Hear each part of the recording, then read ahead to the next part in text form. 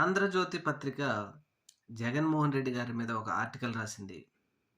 జగన్మోహన్ రెడ్డి గారు బెయిల్ మీద బయట ఉండి 12 సంవత్సరాలు పూర్తయింది అని.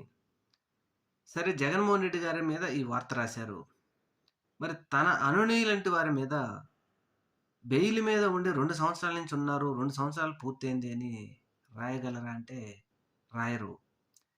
కనీసం ఇంతైనా ఇంగిత జ్ఞానం ఉన్నవాడు ఎవడైనా ఈ వార్త రాయడానికి ప్రజలకు అవసరమా ఇది?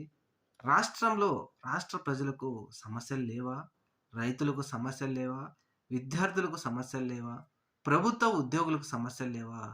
లేకపోతే XYZ ఏ సమస్యలు లేనట్టుగా జగన్మోహన్ రెడ్డి గారి బెయిల్ మీద విడుదలై 12 సంవత్సరాలైందని చెప్పేసి ఒక వార్త మెయిన్ పేపర్లో ఎల్లో మీడియా రాసిందంటే ఇంతకంటే నీచాతి నీచం మరొకటి లేదు. జగన్మోహన్ రెడ్డి గారు 16 నెలలు జైల్లో ఉండి తనకేదో కాళ్ళ నొప్పులనో, కీళ్ళ నొప్పులనో, నాకు దోమలు కుడుతున్నాయనో, ఏసీ అనో, నేను కడుపు ఆపరేషన్ చేయించుకోవాలి, కన్ను ఆపరేషన్ చేయించుకోవాలని దొంగతనంగా బెయిల్ తీసుకొని వచ్చి బయటకు వచ్చిన తర్వాత సీఎం కుర్చీ పెద మీద కూర్చున్నారా?